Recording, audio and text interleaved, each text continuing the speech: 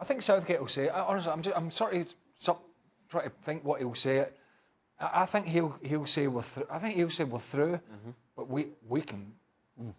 I wasn't happy, or we can do a hell of a lot more. If we play like that, I mean, everybody. Can they play better? Yes.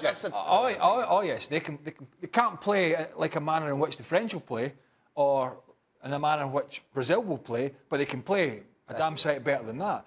Now, Sweden might not have as many dirty tricks as Colombia, but it will be just as defensive. And they'll be better than Sweden. Are going to be better than Colombia. Better organised. Yeah. I mean, I think we all agree Colombia are not a great team, and they certainly were today, missing the star man, as Ali said. How many chances did England make today? Certainly in 90 minutes. How many saves did Ospina make? You know, that was the worrying thing. It was a penalty, and England have worked on the set pieces. Of course, they have, and they deserve the penalty.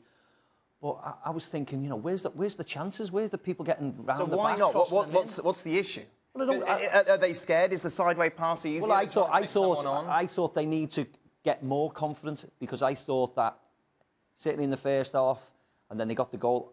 Every pass was the safe pass. It was into midfield, and then it was back to one of the centre defenders. You know, no one had the ability to get it and turn quick and go forward.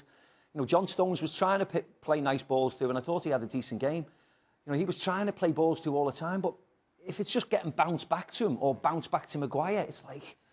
So how do you address that? Well, they you know, Gareth will have to speak to them, say, look, turn. They do it for the club. They do it for Man United. They do it for Tottenham. They'll turn and go forward, because that's why they're picked. But you just wonder whether it's because it's the occasion, because they're only young, because they don't want to make mistakes. They don't want to be vilified by, you know, the general public back home if anything negative happens. But they need to get a bit more confidence in, like the Brazilians do, like the French do, and know that we're behind them. A bit more pace in the team. I think, looking forward, I think there might be a couple of changes. Right. Seriously, I think Loftus-Cheek might play for the reasons that I said, for the physicality and the fact he's looked quite comfortable.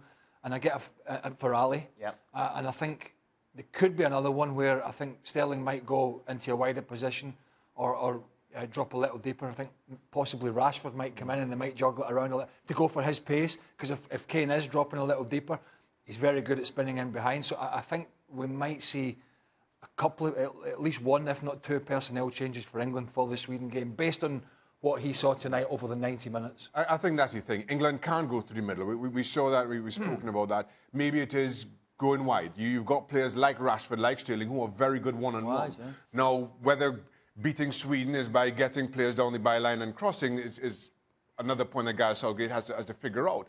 But quite clearly they can't go through the middle, but they have options. You've got the pace of Rashford, you've got Vardy that you can call on.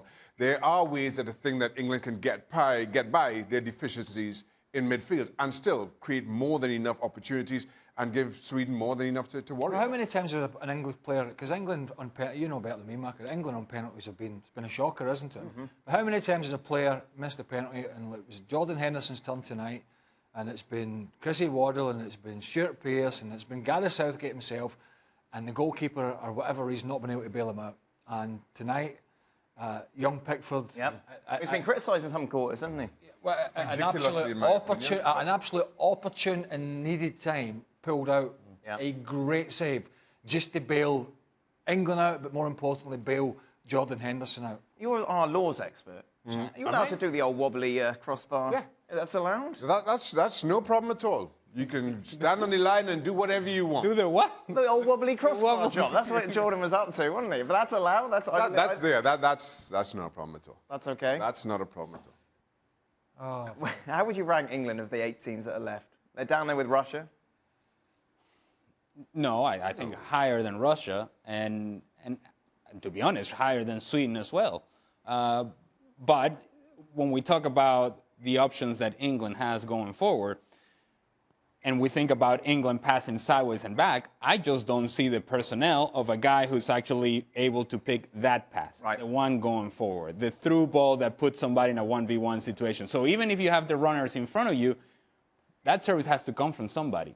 Jordan Henderson is not that guy. So Iniesta's out. Can we pick him up? No. Yeah, it doesn't work that way. So where is that ball going to come from? Because you can do all the movement in front of it, but the production has to come from somewhere in the middle where you can actually find that ball and spread teams apart. Sweden, they're not going to spread themselves. You're going to have to find a way to spread that team apart. Look, at the end of the England-Belgium game, when you looked at this side of the draw, you thought this was England's biggest stumbling block between getting to the final. No, Colombia were desperately disappointing. I expected a whole lot more from them. But by hook or by crook, England got through. Yep. And they achieved the result on the side of the bracket that they wanted. And now Gareth Southgate is happy with the decisions he made. I was critical of him for in playing against Belgium. So you take that. And despite the poor performance, despite all the worries and the concerns, you take the result and you go marching on. Because on paper, as we stand here, England are better than everybody else on their side of the bracket. Can I just say that from an outsider's perspective, I have nothing to do with England, but I am curious as to how the ceiling for England keeps moving as the competition goes on. And it fluctuates, and it goes to all sorts of different places. And so now you're playing Sweden. So if we had said to you prior to the tournament, well, you get to the quarterfinals, you lose in the quarterfinals, that's about what you would have expected and certainly hoped for. Yeah. Now you lose to Sweden, and it's like, oh, well, now we're disappointed because we're better than Sweden. So it's a moving target for these players. What are the expectations for themselves? Those are the important ones. That within that locker room, what do they expect from themselves, regardless of what's happening on the outside? Pressure is Iceland and all these other games. You take the England 1-11 and you put the Sweden 1-11 in, and it's not even a comparison. Yeah, exactly. It's not comparable. But that doesn't mean Iceland wasn't comparable in the Euro. It doesn't mean you can't play. You're only going to get away with playing like that so many times. What's the feeling in the locker room? Would you suggest? Is it yes, we're through to the I think it is. quarterfinals, I think it'll be yes, we're through to the quarterfinals. But also, if they're going to advance and go forward again, they have to improve it. I think it's like we've said with a number of teams. This was a wake-up call for England, but they've gotten through, thankfully. Yes. You know, it's not a Spain where they've gone, oh, you know, we should have won there, and they've gone home. They've gotten through, as Shaka rightly said, but they have to play a whole lot better because Panama and Tunisia, it was a long time ago, and we know what type of teams they were. Yep. They didn't turn up, of course. That 11 didn't turn up against Belgium. They were back in today. Odds were in their favour. They were fresher than Colombia. Colombia were poor. They were missing their maestro, and they stumbled through. Yeah.